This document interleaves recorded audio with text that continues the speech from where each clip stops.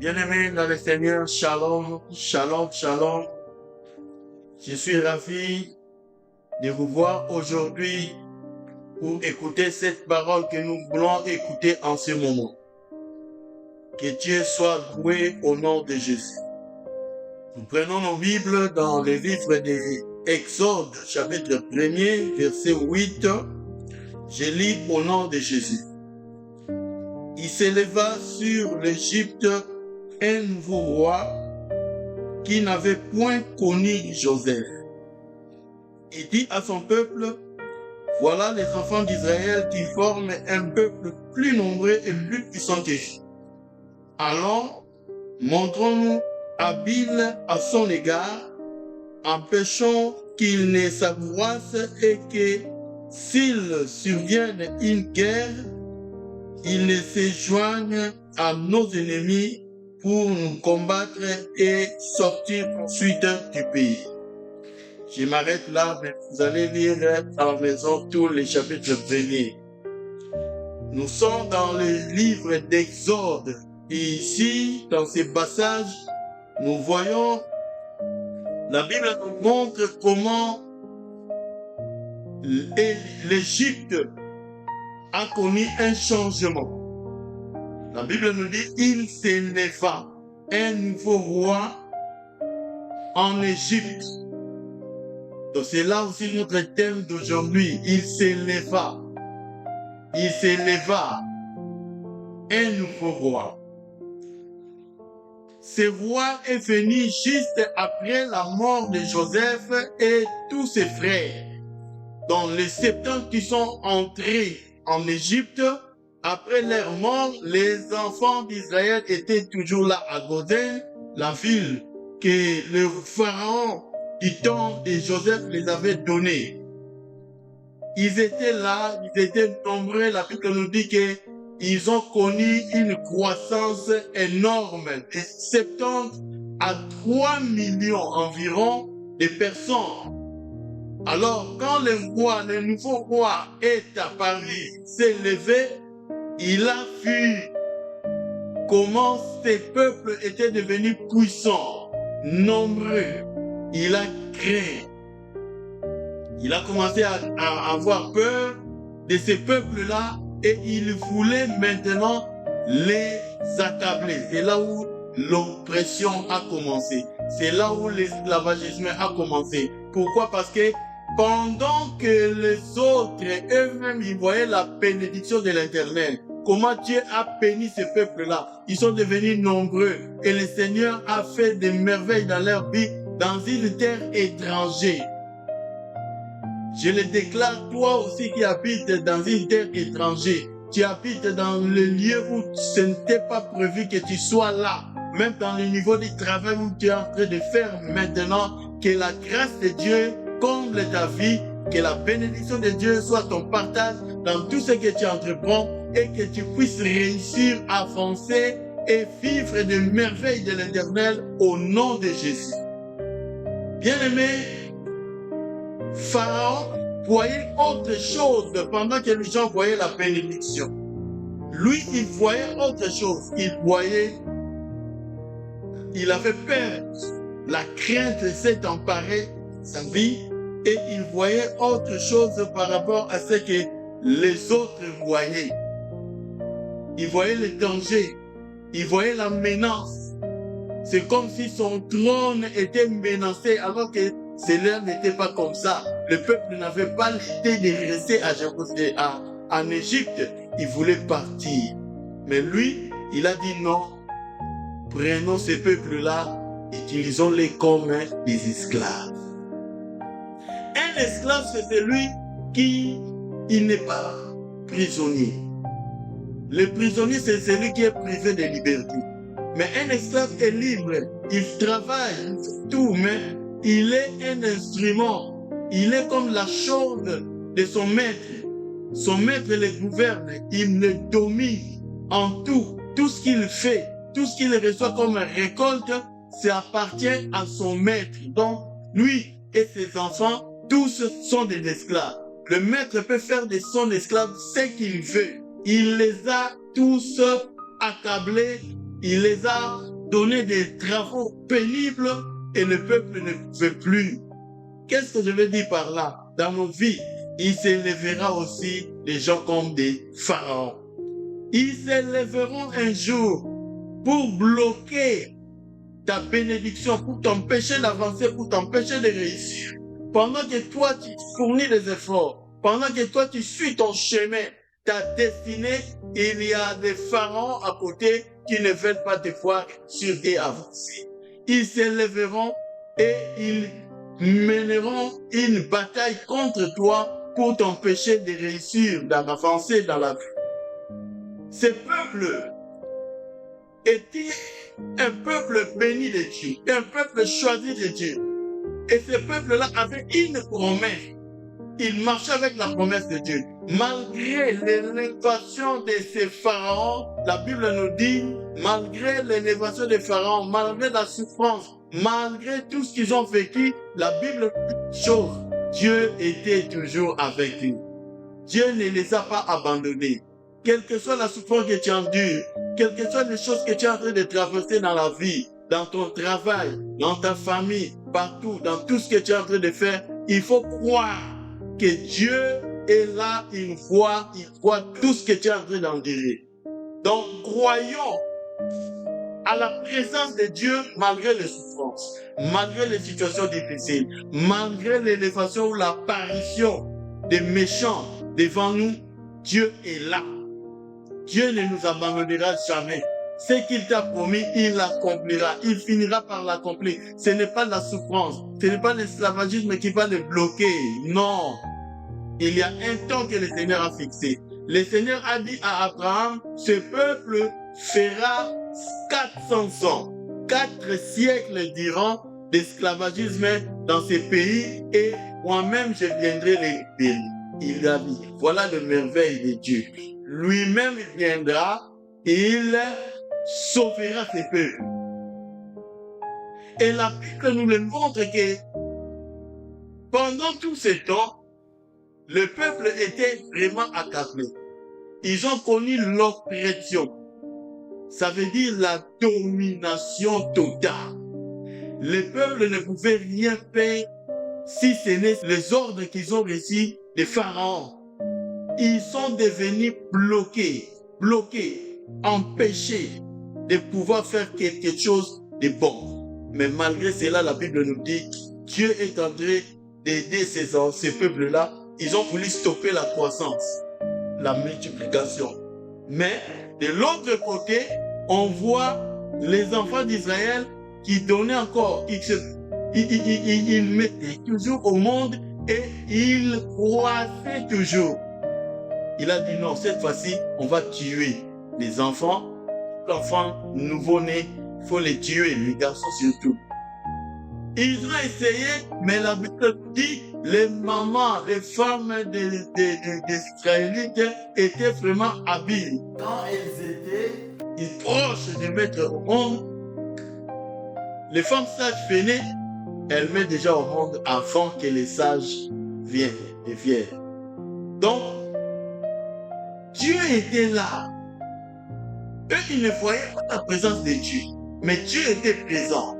Malgré la souffrance, ils pouvaient dormir sans manger. Ils pouvaient faire des travaux durs et rentrer à la maison avec des douleurs dans le corps. Mais Dieu était là. Ce qui veut dire que dans toute situation que nous sommes en train de vivre, Dieu est là, il est présent parmi nous. Il ne nous abandonnera pas. Il se manifestera des choses. Mais il y a une chose que nous devons comprendre ici. La Bible nous dit, ils avaient la promesse. Et Dieu a parlé de 400 ans, mais Israël n'est pas sorti après 400 ans. Il est sorti après 430 ans. Ce qui veut dire qu'il avait 30 ans de plus. Peut-être le peuple s'était découragé parce que plus il travaillait, il souffrait. Les pharaons étaient en train de renforcer les travaux forcés. Ils ont fini par abandonner. Ils ont fini par dire que non, c'est fini. Il n'y aura plus personne. comme on a l'habitude de dire chez nous, Congo, on a l'habitude de dire que Mboko et Mbomba les sociétés. Car Nzambe et Mboko Kitapa Kongisa. Donc, ce pays ne va plus changer. Dieu lui-même viendra. Non, Dieu ne viendra pas. Il enverra un homme. Et peut-être cet homme-là est déjà là, parmi nous. Il viendra pour changer les choses dans les pays, dans nos vies, dans nos sociétés. Donc, Dieu était là. Mais peut-être à cause de la souffrance, ils ont dit abandonner. Mais ce qui est merveilleux dans cette histoire, la Bible nous dit qu'ils criaient à l'Éternel. Quand on crie à l'Éternel, c'est une forme de prière, qui vient, dont le cœur est en train de parler à partir des douleurs qu'il est en train de sentir. Il est tellement acharné, il souffre tellement, il parle avec son cœur, il pleure dans son cœur. Seigneur, pourquoi tu nous laisses comme ça? Pourquoi tu n'interviens pas? Et le Seigneur a intervenu. Mais avant d'intervenir, le peuple pouvait aussi se fatiguer, se dire que c'est fini pour nous. On ne peut plus continuer parce que ça ne sert à rien qui viendra nous aider, car Pharaon est l'homme le plus puissant. Laisse-moi te dire, même s'il y a des pharaons dans votre famille, même s'il y a des pharaons dans notre famille, les hommes forts de la famille, ils ont enfermé des siècles les membres de la famille. Il y a des gens qui ne se marient pas. Soit ils se marient, mais ils n'ont pas d'enfants. Soit ils donnent des enfants, mais les enfants n'étudient pas. Ils mènent une vie de désordre. Il y a tant de problèmes dans chaque famille, il y a des problèmes. Et cela dure plusieurs siècles. Peut-être dans les générations passées, ça a commencé et jusqu'à aujourd'hui. Laisse-moi te dire une chose qui est vraie. Il y aura toujours des Moïse dans chaque famille. Et ces Moïse-là, lorsqu'ils viendront pour mettre fin aux souffrances que Pharaon est en train de faire endurer le peuple de Dieu. Un Moïse naîtra. Il naîtra au moment difficile, dans les temps difficiles. Ce qui est bizarre encore dans cette histoire, c'est Moïse-là, au lieu de naître et de grandir à Goshen, il est né à Goshen, il a grandi dans le palais royal. Donc, le diable lui-même, c'est pourquoi j'ai dit que le diable, parfois, il fait des choses que lui-même ne comprend pas. Moïse a grandi dans le palais royal. Il a grandi là où les lois sortaient, là où on disait des choses contre son peuple. Et la Bible nous dit, quand il a grandi, il a compris de quelle race il a compris de quelle source il vient. Il s'est levé directement et Dieu l'a pointé. Pourquoi? Moi, j'ai compris une chose ici dans cette histoire. Moïse a été choisi. La plupart des hommes de Dieu qui ont fait des prodiges dans l'Ancien Testament sont finis par réussir. Pourquoi? Parce que ces gens-là ont osé. Ils ont osé pendant les moments difficiles et Dieu a approuvé leur courage. Pendant que tout le monde s'est caché, parce qu'il y a des Madianites qui venaient au moment des récoltes, parce que là aussi il y a de l'esclavagisme. Ils attendaient seulement le moment des récoltes pour venir raffiner tout ce que les enfants d'Israël ont sémé, ont travaillé durant tout ce temps, cette période-là. Mais lui, il savait que les Madianites étaient là sur la montagne, mais il est parti et il a pris la récolte et il s'est caché et il a ramené de la nourriture à la maison. Donc, pendant des moments difficiles, pendant que rien ne marche, pendant que nous sommes accablés, il y a des difficultés, des soucis dans la vie, nous sommes obligés de nous lever. Nous sommes obligés de faire quelque chose. Croyons que Dieu est là, Dieu va se manifester, il va agir. Voilà pourquoi Dieu a pointé Gédéon et lui a dit que le Seigneur soit avec toi, vaillant héros. Pourquoi il l'appelait vaillant héros? Parce qu'il avait osé, il s'est levé. Et Moïse aussi était un vaillant héros. Pourquoi? Parce qu'il s'est levé derrière Dieu Moïse. Il a tué même les Égyptiens. Il a fait même quelque chose de plus grave. Et quand on l'a poursuivi, il a fui dans le désert. Il est parti vers les Madianites. Et là aussi, il a attaqué les ennemis qui voulaient faire du mal à Jéthro, aux enfants de Jéthro. C'est là où il a tremblé. Et le Seigneur l'a pointé là. Pourquoi? Parce que Dieu a vu les efforts que Moïse avait. Soyons courageux. Même s'il y a oppression, même s'il y a difficulté, même si dans la famille rien ne marche, il faut toujours bouger, il faut toujours bouger. Avec Dieu, nous vaincrons, avec Dieu, nous irons plus loin. Ils s'élèveront dans nos familles des gens qui s'élèveront pour faire du mal, pour bloquer la famille, pour empêcher la réussite. Mais toi, tu es choisi de Dieu. Tu es la personne que Dieu a pointée pour changer toute une famille. Donc, la malédiction générationnelle qui a commencé dans l'époque, à l'époque de nos ancêtres, de nos grands-parents, va terminer, ça va s'arrêter avec toi. Tu dois prendre de l'autorité et arrêter toute influence négative dans la famille, dans ta vie d'abord, quand tu te libères et tu libères aussi ta famille. Donc Dieu t'a pointé, tu es capable de le faire. Ne regarde pas la souffrance, ne regarde pas tous les travaux durs que tu es en train d'entreprendre. Tu vois comment la famille est, comment les situations se manifestent dans la famille. Il n'y a pas de réussite, il n'y a rien de bon. Toute la famille, tu regardes à partir du premier ou dernier enfant, à partir de la famille de maman, de la famille de papa, tout ça ne va pas. Il n'y a que des misères. Non, ne regarde pas ça. Toi, tu es le choix. Tu es la personne que Dieu a choisie. Si c'est lève Pharaon, toi aussi lève-toi et tu vas combattre l'ennemi pour sortir de ses souffrances, pour sortir de toutes ses vies malhonnêtes, toutes ces difficultés qui avaient attablé la femme. Donc, tournons nos regards vers Dieu. Malgré la souffrance, regardons à Dieu.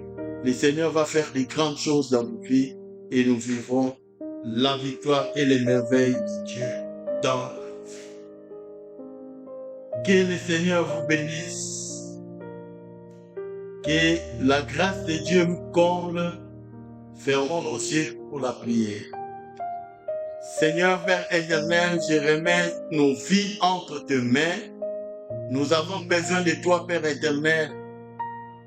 Yahvé, tu as vu comment Pharaon s'est levé, Seigneur Dieu, dans nos familles pour nous empêcher de vivre tes merveilles, pour chercher à bloquer, Seigneur, mon roi, ce que tu as déjà prédit d'avance, Seigneur, fille. Je viens, Père éternel, demander ta main et ta puissance, Seigneur, mon roi, afin de détruire toute œuvre de diable, toute œuvre maléfique que le monde des ténèbres est en train de préparer contre nos vies. Tout ce qu'ils ont commencé à faire depuis nos ancêtres jusqu'à aujourd'hui, dans chacune de nos familles, je les brise, je les détruis, je les anéantis au nom de Jésus. De la manière dont Moïse est venu mettre fin à l'alliance faite avec Joseph, que Joseph avait fait avec Pharaon, de la même manière, Seigneur Dieu, nous venons mettre fin à toute alliance maléfique, ces alliances, Seigneur Dieu, qui dominaient, qui contrôlaient, qui manipulaient nos vies. Au nom de Jésus, je les brise. Je mets fin à ces alliances. Je mets fin à ces alliances. Je mets fin à ces souffrances. Je mets fin à tout ce que le monde des ténèbres avait introduit dans chacune de nos vies. Au nom de Jésus, que ta grâce, que ta main puissante marche avec nous, que ta victoire soit de notre côté et que ta main, oh Dieu, soit à l'œuvre dans nos vies au nom puissant de Jésus. Je t'invite, Seigneur Dieu, à venir régner dans nos vies comme Seigneur et Sauveur et que tu sois le seul guide de nos vies aujourd'hui, à jamais, au nom de Jésus, notre Seigneur. Gloire à toi, Seigneur Jésus.